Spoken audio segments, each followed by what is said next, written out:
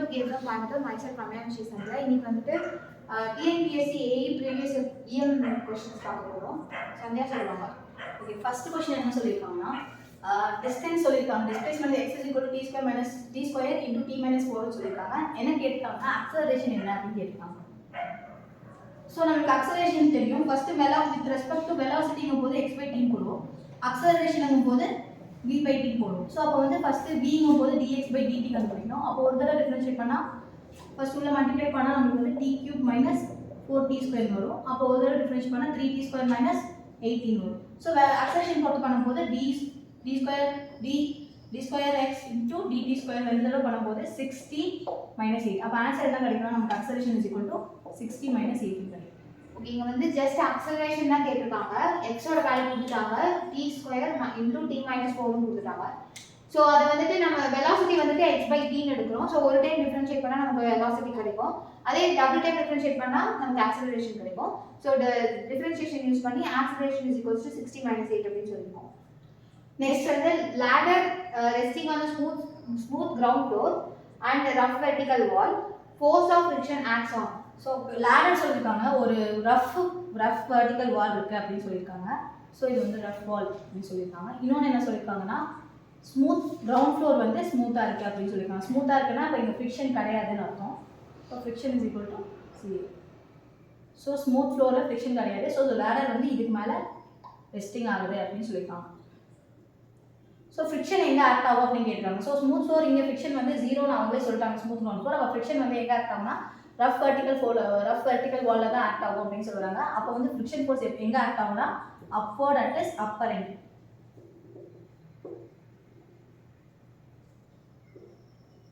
Okay, next வந்து coefficient of rolling resistance. So coefficient of rolling resistance ratio கொடுத்துருக்காங்க. அப்போ coefficient of rolling resistance என்னன்னா rolling resistance to the normal road. So ratio of rolling resistance to the normal ரோட தான் என்ன சொல்லுவாங்கன்னா coefficient of rolling resistance அப்படி சொல்றாங்க. Okay, coefficient of rolling resistance வந்து ratio of rolling resistance to the normal road அப்படினு சொல்றாங்க. So இங்க வந்து ladder resting on a smooth surface ground floor and rough vertical wall, the force of friction வந்து எங்க act ஆகும்னு சொல்லிருக்காங்க கேட்டிருக்காங்க. சோ வந்து ஸ்மூத் சர்ஃபேஸ் அப்படிங்கறதால இந்த friction வந்து 0. சோ வந்து friction எங்க ஆக்ட் ஆகும் அப்படினா upper end of the ladder upwardல ஆக்ட் ஆகும் அப்படினு சொல்றாங்க. நெக்ஸ்ட் என்ன சொல்லிருக்காங்கன்னா லென்த் வந்து 10 மீட்டர்னு சொல்லிருக்காங்க. ஒரு ராடோட லென்த் வந்து 10 மீட்டர்னு சொல்லிருக்காங்க. மாஸ் வந்து 100 kg சொல்லிருக்காங்க. ஒரு எண்ட் ஃபிக்ஸ் பண்ணும்போது மொமெண்ட் ஃபிக்ஸ்டு எண்ட் என்ன அப்படின்னு கேட்டிருக்காங்க. ஸோ ஒரு எண்ட் வந்து ஃபிக்ஸ்டா இருக்கு. ஸோ இதை பாயிண்ட் 8 இல்லாட்டி 1ன்னு வச்சுக்கலாம். இந்த இடத்துல மொமெண்ட் என்னன்னு கேட்டிருக்காங்க. லென்த் வந்து 10 மீட்டர்னு சொல்லியிருக்காங்க. ஸோ வந்து இங்கே வெயிட் கொடுக்கல. So weight is equal to நமக்கு வந்து mg. ஸோ m வந்து 100 into 9.8 போடணும். ஸோ 100 into 10 போட்டால் நமக்கு வந்து 1000 வரும். ஸோ அப்போ மொமெண்ட் கண்டுபிடிக்கும் போது நமக்கு என்ன வரும்னா W load into distance by 2ன்னு வரும். அப்போ லோட் வந்து என்னது 1000 by 10 by 2 போட்டால் நமக்கு என்ன வரும்னா 5000. ஸோ வேல்யூ வந்து அப்ராக்சிமேட்டாக 9.81 போடும்போது 10 இப்போ தான் 9.81 வந்து அப்ராக்சிமேட்டாக 4905 நியூட்டன் மீட்டர். ஓகே, இங்க என்ன கேட்டிருக்காங்கன்னா மொமெண்ட் ஆஃப் ஃபிக்ஸ்ட் எண்ட் அப்படின்னு கேட்டிருக்காங்க. லென்த் ஆஃப் த பீம் கொடுத்துருக்காங்க. 1 into 6 னு கொடுத்துட்டாங்க. ஸோ இதுக்கு வந்துட்டு weight is equals to mg னு எடுக்கும்போது நமக்கு என்ன வேல்யூ கிடைக்கும் அப்படின்னா மொமெண்ட் அப்ளை பண்ணும்போது வெயிட் இன்டூ லோட் பை 2 அப்படின்னு போடுறாங்க. சார் லென்த் பை 2 அப்படின்னு போடுறாங்க. ஸோ இப்போ மொமெண்ட் வந்து நமக்கு 1000 கிடைச்சிருக்கு. சாரி வெயிட் வந்து நமக்கு 1000 கிடைச்சிருக்கு. இன்டூ லென்த் வந்து 10 டிவைடட் பை 2 போட்டால் நமக்கு வந்து அப்ராக்சிமேட்டா 4905 நியூட்டன் மீட்டர் கிடைக்கும். ஓகே, நெக்ஸ்ட் என்ன சொல்லிருக்காங்கன்னா மாஸோட வேல்யூ கொடுத்துருக்காங்க 150 kg. வெலாசிட்டி வந்து என்ன சொல்லிருக்காங்கன்னா 36 km/h போகுது. What is the time? அப்புறம் ஃப்ரிக்ஷன் கொடுத்துருக்காங்க 0.5. டைம் என்ன அப்படின்னு கேட்டிருக்காங்க. ஸோ இதில் வந்து ஃபர்ஸ்ட் நம்ம ஃப்ரிக்ஷன் கொடுத்ததுனால friction force is equal to mu into normal reaction force கண்டுபிடிக்கும் போது அப்போ மியூ இன்டூ mg வரும். ஸோ அப்போ மியூங்கிறது 0.45 கொடுத்துருக்காங்க. ஸோ 0.5 இன்டூ mg 150 இன்டூ 9.8 போடும்போது நமக்கு ஃபோர்ஸ் வந்து என்ன கிடைக்குன்னா அப்ராக்சிமேட்டாக சால்வ் பண்ணும்போது 662 பாயிண்ட் அப்படின்னு கிடைக்கும். ஸோ ஃபோர்ஸ் இப்போ கண்டுபிடிச்சாச்சு. இதில் வந்து என்ன சொல்லியிருக்காங்கன்னா கார் வந்து ஸ்டாப் ஆகுது அப்படின்னு சொல்லியிருக்காங்க. கார் நீட்ஸ் டு ஸ்டாப் அப்படின்னு சொல்லியிருக்காங்க. அப்போ ஏற்கனவே இருக்கிற கைனடிக் எனர்ஜி வந்து ஃபுல்லாக வந்து ஒர்க் டானா எக்ஸாஸ்ட் ஆகுது அப்படின்னு சொல்லியிருக்காங்க. அப்போ வந்து மூவ் ஆகிற கார் வந்து ஒர்க் டானா எக்ஸாஸ்ட் ஆகுது அப்படின்னு சொல்லியிருக்காங்க. அப்போ ஒர்க் டன் நமக்கு வந்து ஃபோர்ஸ் இன்டூ டிஸ்பிளேஸ்மெண்ட் வரும். அப்போ half into m வந்து 150 ஏற்கனவே இருக்கு. வெலாசிட்டி இந்த இடத்துல 36 km/h கொடுத்துருக்காங்க. நம்ம வந்து மீட்டரில் தான் நம்ம மீட்டர் பர் செகண்டில் கன்வெர்ட் பண்ணோம். அப்போ 36 இன்டூ கிலோ போடும்போது ஹார் வந்து 60 இன்டூ 60 நம்ம போடும்போது நமக்கு என்ன கிடைக்குன்னா 6 இன்டூ 6 36 கேன்சல் ஆகிடும், 0 கேன்சல் ஆகிடும். அப்போ வந்து வெலாசிட்டி நமக்கு என்ன கிடைக்குன்னா 10 m/s கிடைக்கும். ஸோ 10 m/s வந்து நமக்கு சப்ஸ்டிட் பண்ணும்போது 10 square is equal to W வந்து நம்ம என்ன பண்ணுவோம்னா ஃபோர்ஸ் நம்ம ஏற்கனவே கண்டுபிடிச்ச 462.2 கிடைக்கும். ஸோ இன்டூ டிஸ்பிளேஸ்மெண்ட் நமக்கு தெரியாது. ஸோ போடும்போது நமக்கு வந்து டிஸ்பிளேஸ்மெண்ட் நமக்கு என்ன கிடைக்கும்னா 11 அப்ராக்சிமேட்டாக 11 அப்படின்னு கிடைக்கும். ஸோ சால்வ் பண்ணும்போது டிஸ்பிளேஸ்மெண்ட் வந்து 11 கிடைக்கும்.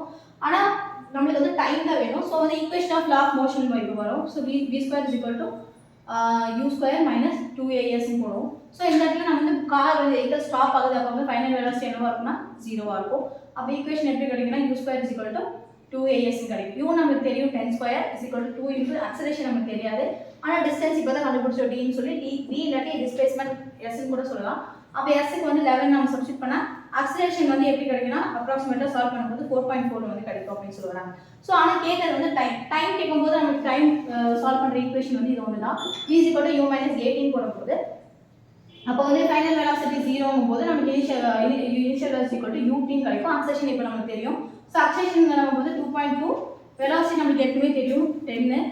அப்போ 10 போடும்போது 4.4 10 போடும்போது அப்போ t வந்து நமக்கு என்ன கிடைக்குன்னா 2.2 அப்ராக்சிமேட்டாக 2.2 கிடைக்கும். ஸோ வந்து நம்மளுக்கு வந்து டைம் கேட்டுருக்காங்க. ஸோ டைம்ங்கிற ஈக்குவேஷன் வந்து v is equal to u minus 18 இருக்கு. ஸோ இதில் வந்து ஆக்சலரேஷன் தெரிஞ்சால் தான் இந்த ஈக்குவேஷன் சப்ஸ்டிட் பண்ண முடியும். அப்போ u நமக்கு ஆல்ரெடி நமக்கு தெரியும் 36 வந்து மீட்டர் கன்வெர்ட் பண்ணிருக்கோம் 10. அப்போ ஆக்சலரேஷன் கண்டுபிடிக்கணும்னா இந்த ஈக்குவேஷன் யூஸ் பண்ணுவோம். இந்த ஈக்குவேஷனில் வந்து ஆக்சலரேஷன் கண்டுபிடிக்கணும்னா டிஸ்பிளேஸ்மெண்ட் தெரியணும், s தெரியணும். ஸோ டிஸ்டன்ஸ் ஆஃப் டிஸ்பிளேஸ்மெண்ட் தெரியணும். அந்த டிஸ்பிளேஸ்மெண்ட் s வந்து எதுலேருந்து கண்டுபிடிக்கணும்னா அந்த கைனடிக் எனர்ஜி வந்து ஃபுல்லாமே ஒர்க் டனா கன்வெர்ட் ஆயிருக்கு. ஏன்னா இந்த இடத்துல நமக்கு மாஸ் தான் கொடுத்துருக்காங்க, வேற வழி இல்லாமல் நம்ம கைனடிக் எனர்ஜி ஃபார்முலா யூஸ் பண்ணி தான் டிஸ்பிளேஸ்மெண்ட் கண்டுபிடிப்போம். ஸோ அப்போ டிஸ்பிளேஸ்மெண்ட் கண்டுபிடிக்கும் போது எல்லாமே இருக்கு, ஃபோர்ஸ் இல்லை. அப்போ ஃபோர்ஸ்க்காக ஃபிக்ஷன் கொடுத்துருக்காங்க. அப்போ friction force is equal to என்னன்னா directly proportional to normal force. அப்போ நார்மல் ஃபோர்ஸ் mg போடும்போது கோஎஃபிஷியன்ட் ஆஃப் ஃபிக்ஷனை கொடுத்துருக்காங்க. அப்போ ஃபோர்ஸ் ஒரு வேல்யூ கிடைச்சிடும். ஸோ ஃபோர்ஸோட வேல்யூ இங்கே சப்ஸ்டிட் பண்ணுவோம். ஃபோர்ஸோட வேல்யூ சப்ஸ்டிட் பண்ணதுக்கப்புறம் இந்த இடத்துல டிஸ்பிளேஸ்மெண்ட் கிடைக்கும். டிஸ்பிளேஸ்மெண்ட் சப்ஸ்டிட் பண்ணால் இந்த இடத்துல ஆக்சலரேஷன் கிடைக்கும். இந்த இடத்துல ஆக்சலரேஷன் சப்ஸ்டிட் பண்ணால் நமக்கு வந்து ஃபைனலாக டைம் என்னங்கிறது கிடைச்சிடும். ஓகே, நெக்ஸ்ட் ஒன் என்ன சொல்லியிருக்காங்கன்னா ஒரு வெலாசிட்டி வந்து நார்த்தில் ஆக்ட் ஆகுது அப்படின்னு சொல்லியிருக்காங்க. நார்த்தில் வந்து 5 m/s. ஷிப் வந்து ஷிப் மூவ் ஆகுதுன்னு சொல்லியிருக்காங்க. அதே மாதிரி ஈஸ்டில் ஆக்ட் ஆகுது 3 m/s. அதுக்கடுத்து வந்து கரண்ட் வெலாசிட்டி ஆஃப் செயிலர்னு சொல்லியிருக்காங்க. அது வந்து 1.5, அது வந்து வெர்டிக்கலாக தான் ஆக்ட் ஆகுது அப்படின்னு சொல்லியிருக்காங்க. ஸோ ஏற்கனவே நாட்டில் ஒரு வெர்டிக்கலாக ஒரு ஃபோர்ஸ் ஆக்ட் ஆகுது, 5 வெலாசிட்டின்னு ஆக்ட் ஆகுது. இது வந்து 1.5 கம்மியாக தான் இருக்குது. அப்போ கொஞ்சம் இன்க்ளைனாக வரும் அப்படின்னு நினச்சிக்கலாம். அப்போ இது வந்து 1.5 m/s. இது வந்து செயிலரோட வெலாசிட்டி. அப்போ இது ரெண்டும் வந்து நார்த்து, இது ஈஸ்ட். ஸோ நார்த்து ஈஸ்ட்டும் போது இதுக்கு நடுவில் ஒரு ஒரு ரிசல்டன்ட் ஃபோர்ஸ் இருந்துச்சுன்னா அது வந்து ஸ்ப்ளிட் இன்டூ ஹரிசாண்டல் ஃபோர்ஸ் அப்புறம் வெர்டிக்கல் ஃபோர்ஸ் தான் நம்ம ஸ்ப்ளிட் ஆகும். ஸோ அப்போ இந்த இடத்துல இது வந்து ஹரிசாண்டல், இது வெர்டிக்கலாக கன்சிடர் பண்ணால் நமக்கு ரிசல்டன் எப்படி கிடைக்கும்னா இப்படி கிடைக்கும். ஸோ ஆர்னு கிடைக்கும். அதே மாதிரி இப்போ செயிலரோட வெலாசிட்டி இங்கே ஆக்ட் ஆகுது, இது வந்து வெர்டிக்கல் ஆக்ட் ஆகுது. இதுக்கு நேரம் ஹரிசாண்டல் இந்த ஃபோர்ஸ் இருக்கு. அப்போ இதுக்கு நடுவில் ஒரு ரிசல்டன்ட் ஃபோர்ஸ் இருக்கு. இப்போ என்ன கேட்டாங்கன்னா இந்த வெலாசிட்டி தான் கேட்காங்க, அப்சல்யூட் வெலாசிட்டி ஆஃப் செயிலர் அப்படின்னு கேட்காங்க. அப்போ இந்த வெலாசிட்டி நம்மளுக்கு வேணும்னா வெலாசிட்டி நம்மளுக்கு தெரியும், வெலாசிட்டி வந்து equal to horizontal force plus vertical force. அப்போ ஹரிசாண்டல் இது வெர்டிக்கல், இது ஹரிசாண்டல். அப்போ வெர்டிக்கல் வந்து என்னது 1.5 ஸ்கொயர், ஹரிசாண்டல் வந்து r square. So r square நமக்கு இந்த ரிசல்டன்ட் ஃபோர்ஸ் வேணும்னா இந்த ஹரிசாண்டல் இந்த வெர்டிக்கல் நம்ம வந்து இது பண்ணணும். அப்போ r போது √5 ஸ்கொயர் + 3 ஸ்கொயர். அப்போ 25 + 9 போடும்போது நமக்கு வந்து 34 கிடைக்கும். ஸோ ஆரோட வேல்யூ, ஸோ r ஸ்கொயர் இருக்கும்போது 34. அப்போ r ஸ்கொயர் வந்து 34 இங்கே சப்ஸ்டிட் பண்ணால் 1.5 ஸ்கொயர் வந்து 2.25 ப்ளஸ் r ஸ்கொயர் இங்கே சப்ஸ்டிட் பண்ணும்போது 34. ஸோ அப்போ வந்து நமக்கு என்ன கிடைக்குன்னா 36 கிடைக்கும். அப்போ வந்து r வந்து √36 6 கிடைக்கும். ரிசல்டன்ட் ஃபோர்ஸ் வந்து 6 கிடைக்கும் அப்படி சொல்லுவாங்க. ஓகே, இதில் வந்துட்டு vertical north direction and east direction கொடுத்துருக்காங்க. Velocity of north direction and east direction கொடுத்துருக்காங்க. செயிலர் வெலாசிட்டி வந்து கரண்ட் வெலாசிட்டி அப்படின்னு கொடுத்துருக்காங்க. ஸோ இங்க என்ன அப்சல்யூட் வெலாசிட்டி கேட்குறாங்க. ஸோ அப்சல்யூட் வெலாசிட்டி எப்படின்னா செயிலரோட வெலாசிட்டி தான் கேட்குறாங்க, அதாவது ரிசல்டன்ட் தான் கேட்குறாங்க. ஸோ வந்து இங்க இந்த vertical and north and east எடுக்கும்போது இதோட ரிசல்டன்ட் ஃபர்ஸ்ட் நம்ம கண்டுபிடிக்கிறோம். ஸோ இதோட ரிசல்டன்ட் வந்து நமக்கு 34 அப்படின்னு கிடைக்குது. இந்த 5க்கும் 3க்கும் எடுக்கும்போது நார்த் அண்ட் ஈஸ்ட் எடுக்கும்போது அதோட ரிசல்டன்ட் வந்து நமக்கு 34 கிடைக்குது. ஸோ இங்கே இந்த ரிசல்டன்ட் எடுக்கும்போது அதாவது செயலரோட வெலாசிட்டியும் அப்புறம் நம்ம கண்டுபிடிச்ச அப்புறம் horizontal okay vertical and horizontal force இருக்கு ஹரிசாண்டல் வெலாசிட்டி கொடுத்துருக்காங்க ஸோ ரிசல்டன்ட் வெலாசிட்டி எப்படி எடுப்போம் அப்படின்னா வெர்டிகல் ப்ளஸ் ஹரிசாண்டல் எடுப்போம் ஸோ இந்த ரிசல்டன்ட் வந்து நம்ம ஆல்ரெடி 34 கண்டுபிடிச்சிட்டோம் ஸோ இங்கே சப்ஸ்டிட் பண்ணும்போது நமக்கு வந்து அப்சல்யூட் ரிசல்டன்ட் வந்து நமக்கு 6 அப்படின்னு கிடைக்குது ஸோ அப்சல்யூட் வெலாசிட்டி வந்து 6 ஸோ இன்னைக்கு வந்துட்டு இஎம்மோட ப்ரீவியஸ் இயர் கொஸ்டின்ஸ் பார்த்தோம் தேங்க்யூ